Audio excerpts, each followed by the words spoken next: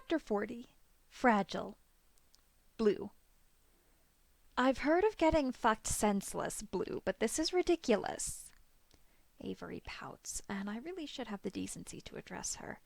But even when she sits dangerously close to where I've got my head buried in the pillow, she can't pull more than a strangled groan from me. With my head buried firmly in the cushions provided by the care center, I can almost ignore the heat in my face and the magnitude of my regret for having said anything about last night's activities. Not that I would have been able to keep them a secret. According to the group, I've had trouble focusing all morning. "Come on, Blue! We've made no sense of you all day! Spill!"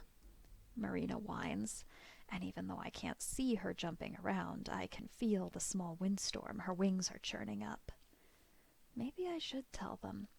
They're the first people I've ever had around me that wouldn't benefit from giving me bad advice. I'm used to puzzling out these kinds of things on my own, but they all have different masters, so we're in no way competing for usefulness or affection. It's a novel concept. Still, there's a part of me that is certain that this is a bad idea. These people associate with me of their own volition. We don't share a master. We aren't forced to interact. There's nothing that keeps them tied to me. I've never been in danger of losing someone before. There's some peace in knowing that the separations I'm used to living with, no matter how painful, are not my fault. Sometimes masters get bored and switch out staff or pets, but there was nothing I could do about that, short of swaying the forever shifting and unpredictable whims of an owner. Something icy settles at the base of my spine as I realize that they could reject me just as easily as they accepted me. They could just choose to stop talking to me, not allow me into their group. It's not like I could stop them, or anyone would say anything. Familiars here are given a certain level of autonomy, but as a result, handlers aren't very keen to step into affairs so long as they aren't obtrusive. The handlers wouldn't help. I'm not blind to how the others still react to my presence. I still have the predictable sneers and barbed words, but the group has kept me insulated from the more dangerous things. I'm distracted from my spiraling thoughts by someone shaking my shoulder. A tentative peek from my pillowy prison reveals Sui. That makes sense. The others are distracted, talking amongst themselves, but Sui is a quiet being, even without her disability. She doesn't sign much or attract attention to herself unless it's important. "I'm sorry," I start, concerned by what she must think. The idea that my place here is fragile is too fresh in my mind to start anywhere else. But then Sui is signing, and it takes all of my attention to follow along. "Don't be sorry. We're worried. What happened?" I feel awful seeing the pain behind her eyes. She's worried about me, same as the others. They're just trying to make it less awkward by being loud. I don't even know how to begin to express the magnitude of the issue at hand. It's not as bad as it could be. I could have come to them bloody, and they'd only be able to do what they're doing now. It occurs to me that that's what they're expecting to hear, that I finally fell from whatever good grace I had, and the resulting night has left me like this. "It's not bad," I hedge carefully.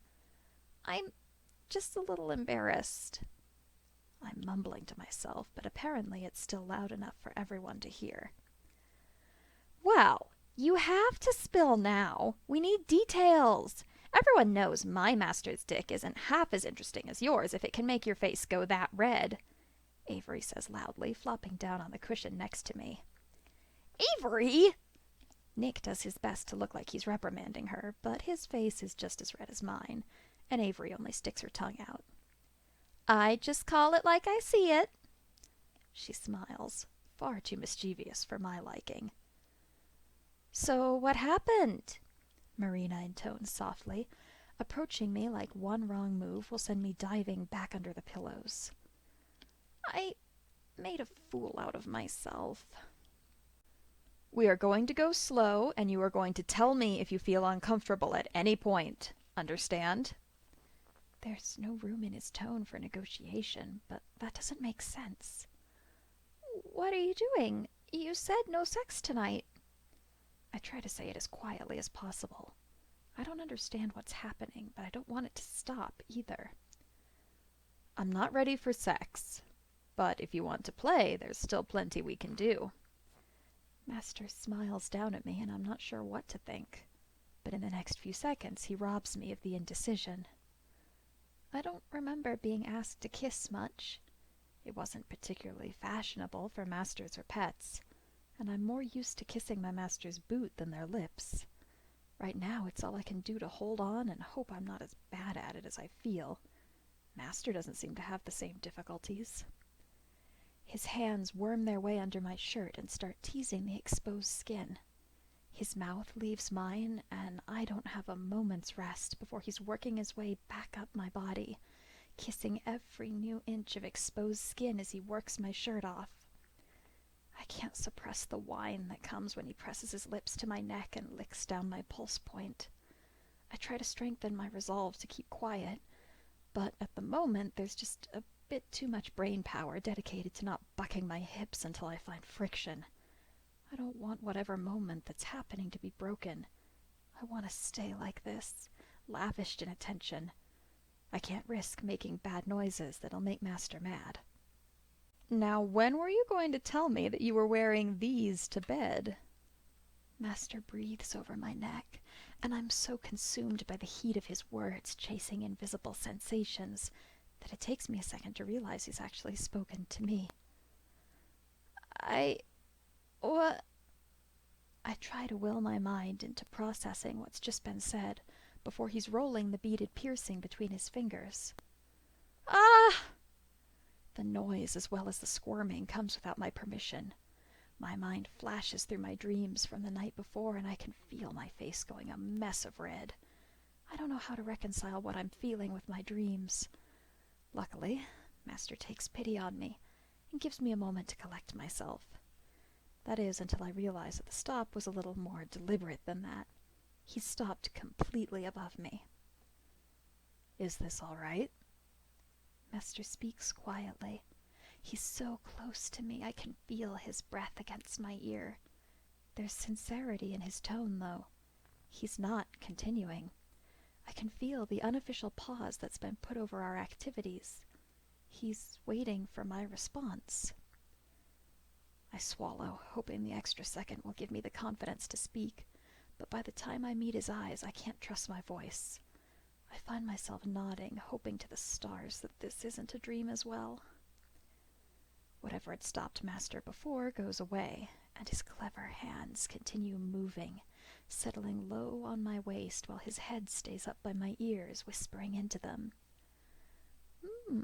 So are you going to tell me why you were wearing these to bed? Or should I guess? I can hear the smile in his words, but I can't make myself respond. Why did I wear them to bed? I took them off the night before. I thought we were going to have sex. In a stupid moment, I thought I might be able to influence my master into some of the broader ideas dredged up by my dreams. Master gives a little huff and withdraws. For a moment, really only a moment, I'm sure that he's leaving, that he's gotten bored with me and doesn't want to waste his time anymore. I'm ready to beg and plead, promise anything he wants if he'll just stay, not give up on me. The fear is a palpable presence in my body. But he doesn't leave. He's still leaning over me, bracketing my body with his limbs. He's just realigning himself. Well, I have to guess now. He smiles up at me. You wanted me to see them? Perhaps you wanted me to play with them?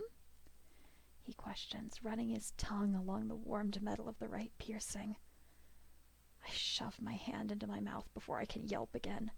His hands and mouth playing with me are so much more real than my dream ever seemed. It's too much.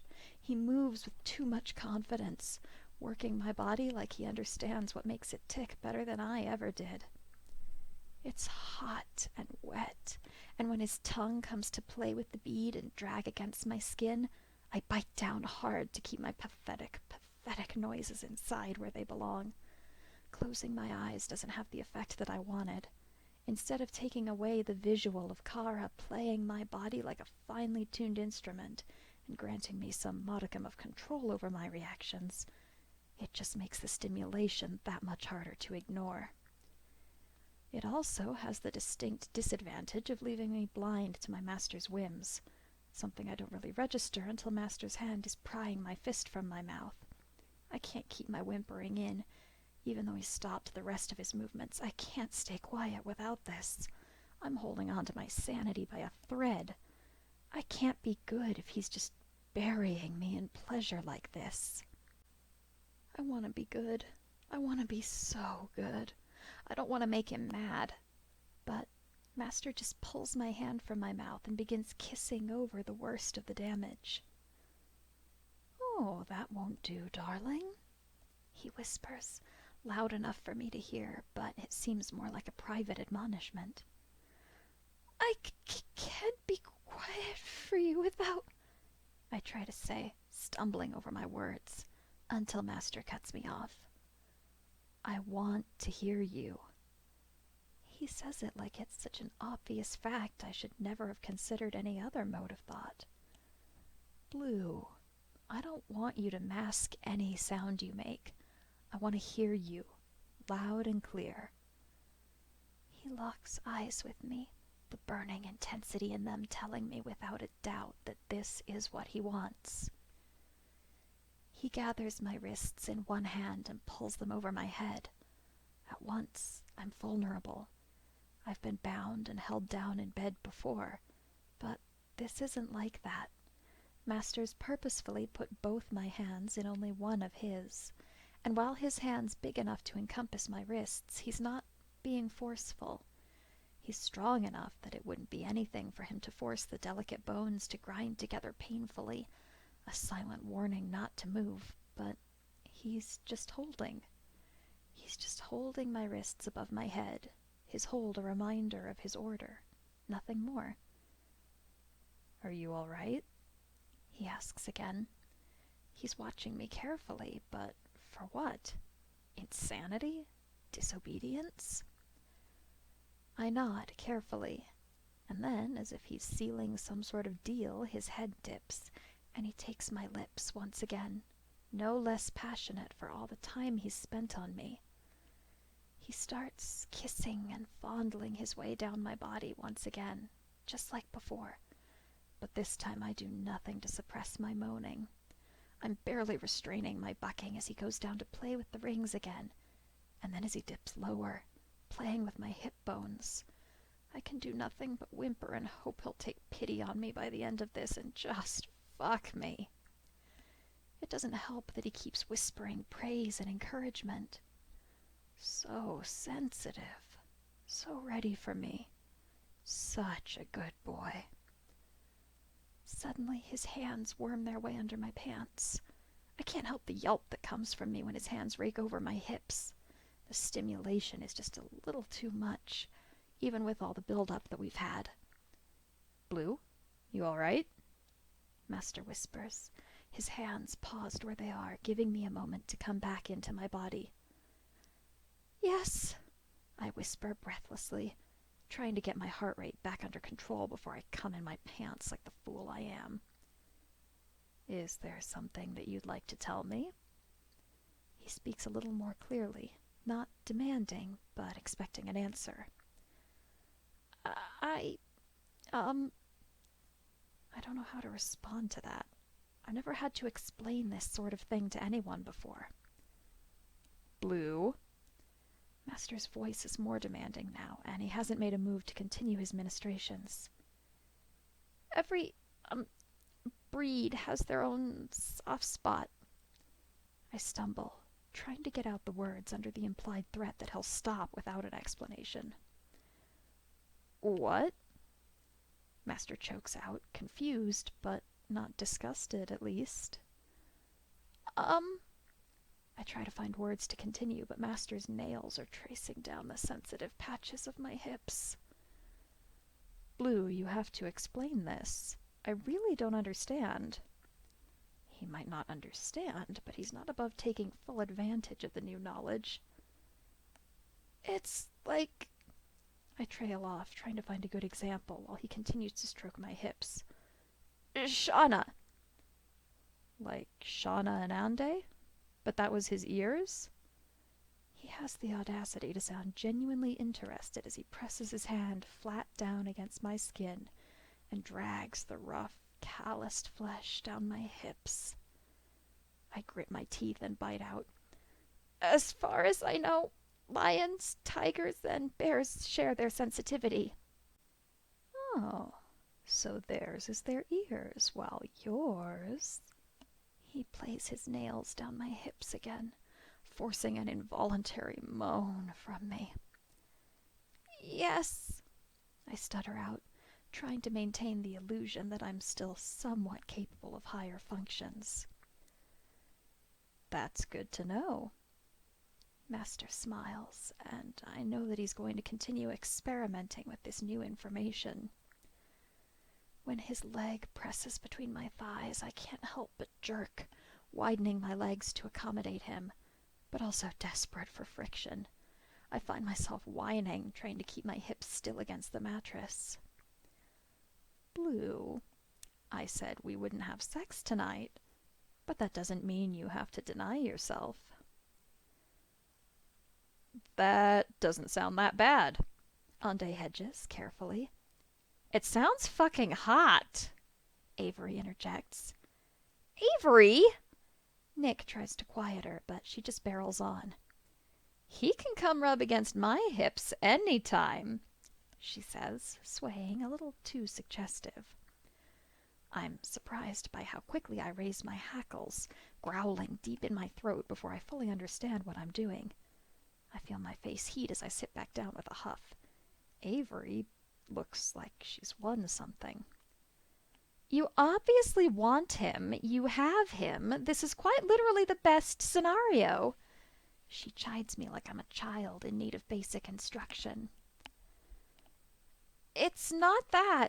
The evening was fucking amazing. I've never known that kind of intimacy.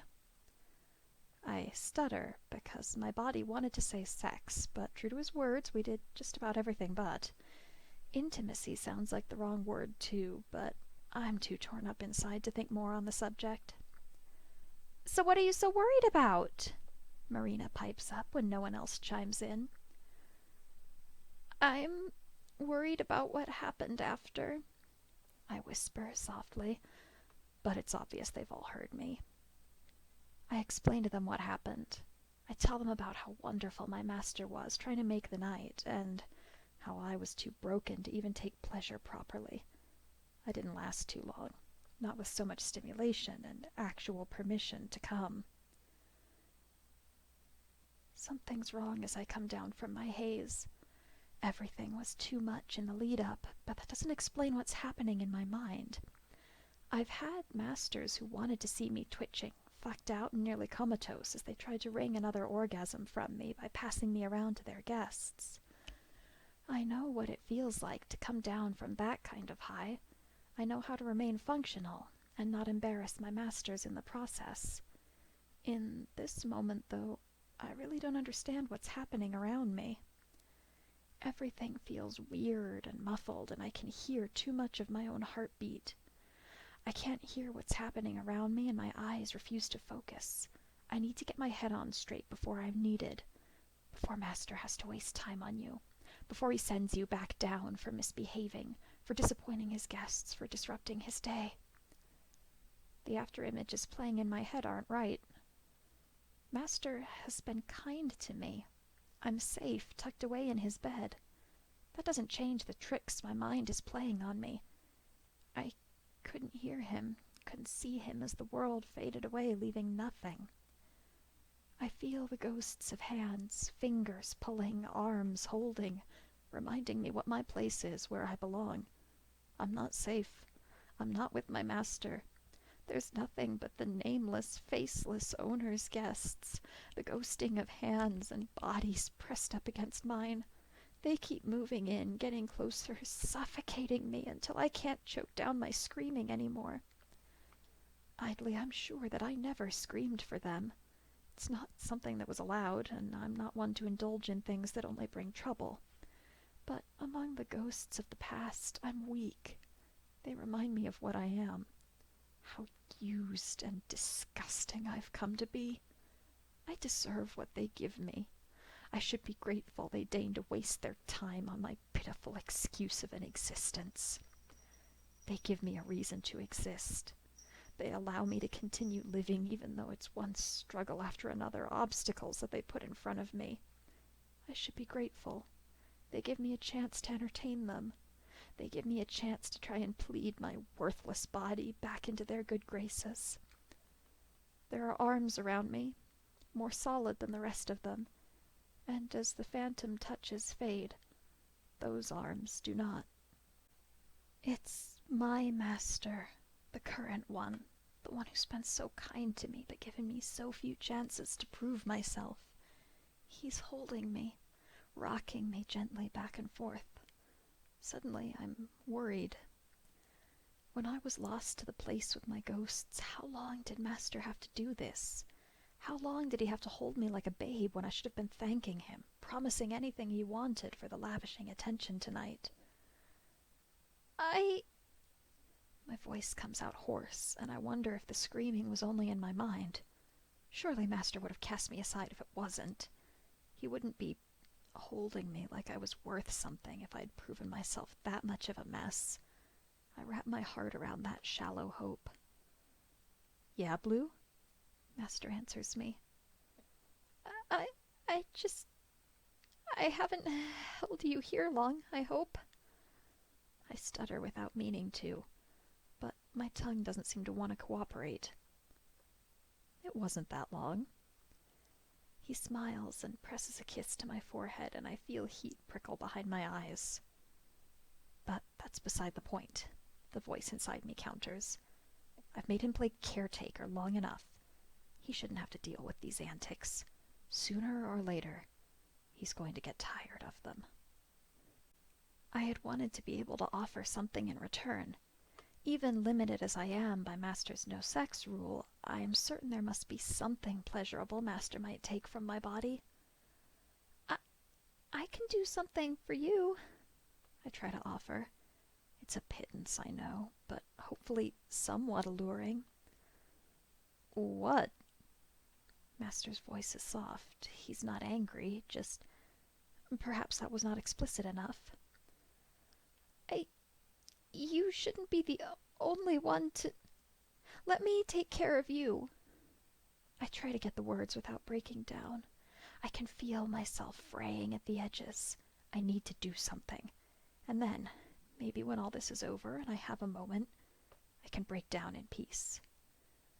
"No, Blue, I'm good for tonight." He smiles at me, but I can't help but feel the sinking in my stomach. I've managed to disgust him to the point that he doesn't even want to take pleasure from my body. I wish he'd kick me to the floor, send me away so I can just go lick my wounds in peace. But Master just holds me and whispers nonsense platitudes at me until he sees fit to detangle himself from me, and pulls me in the general direction of the bathroom. I figured if I could get away long enough to let my emotions sort themselves out, everything would be all right, and I could return to him a proper pet, clear of mind and ready to please. But Master doesn't leave me alone to clean myself. He fills the tub and coaxes me inside, even as my mind slips into that fuzzy state where I can't really control any of my actions. You don't have to." I force the words out haltingly. It needs to be said, but my brain isn't really cooperating. "Humor me," he says, tone light but serious as he lathers up a cloth. I think it would be easier if he just left me alone, but he stays with me. He's careful with my body where I want it to be rough. He moves slow with projected motions meant to calm me, but my mind is too fractured to appreciate it. I want to rub my skin raw. I'm ready to take the fucking wire brush from under the cabinet and scrub until there's no threat of ever feeling again. The pricking behind my eyes gets worse, and I tilt my head away as I try to blink the tears out of my eyes. Master washes my body with care I'm not due. The slow and caring motions worm their way into my heart and sit, an uncomfortable pressure on my chest until eventually, not halfway through this washing, I can't hold it back anymore. Tears, slow and unnoticeable at first, come until I'm sobbing in the tub like some kind of untrained child. He doesn't deserve this. My kind and generous master shouldn't have to deal with this kind of behavior. Still, it isn't enough to drive him off. He just rubs my back and assures me that it's normal to react this way. He tucks me into a fluffy towel and, upon redressing me, into a larger blanket. He asked me again and again if there was anything I needed or wanted, or if I felt comfortable sleeping in the bed tonight. I woke up crying in my master's arms, his eyes open as I still blinked sleep from mine. No way to hide my deeds. I freaked out on him, I say numbly after the long string of my confessions. Too broken, too stupid, too much of a waste of time. I mean, he didn't seem to... Nick tries to speak, but I cut him off. Please just tell me. Did I malfunction? The question hangs there. Nothing but dead air follows. I wasn't expecting any different, but the silence still gets to me. There are no words for the moment, but I suppose that's to be expected. They know just as well as I do what happens to malfunctioning pets who don't serve a purpose. There's no other way to describe my actions. Everything was set up to be good, and I just malfunctioned. I'm too broken inside for any of the good coming my way. Blue, Your master doesn't seem to have any problem with your behavior. Nick hedges gently, and I actually laugh at that. Something too high and deranged to be good. He's so new to this that he can't recognize the problem, you mean? I bite out bitterly. I had hoped it was just Master holding out hope before, but now... Is that such a bad thing? Avery chimes in. She's more cautious than she was, and I attribute that to my deteriorated mental state. I don't like that I'm making my friends walk on eggshells around me. It isn't a bad thing, Ande reasons. Until he comes to his senses, I wail, having worked it out to this end already in my mind. Then the most I can hope for is a quick death. The others don't try to come to any other conclusion. I don't have the heart to cuddle with them today. My skin is raw and every touch feels wrong. It isn't that much longer until Master comes to collect me for potions. It's a lab day, so we won't be leaving until well after most classes get out. I say goodbye. I'm not that heartless. Master is quiet. He doesn't try to make conversation as we walk. He only looked me over quickly as we left the care center. I wonder what for. Signs of insanity? Threats of instability? Or rather, more obvious threats of instability. Kara! I flinch just as much as my master does when Shauna runs into him. Shauna? Master collects himself quickly. I just got out of wand crafts. I was hoping to run into you before potions. You remember the supplementary study guide? She asks, and already my mind is having a hard time wrapping around the tangent she's going on about. Yeah? Here, Blue, you can go in and put the stuff down, okay? Master passes off the bag with a quick squeeze to my arm. For some reason, the contact doesn't burn as much as I expected it to. I nod along and take the bag from him. I can't muster the energy to leave with a smile. And I just add that to an ever-growing list of things I should be able to do better for my master. The potions room is colder and reeks more than usual, though at the moment it's more preserving chemicals and something faintly rotten. All right, class. We're doing dissections today.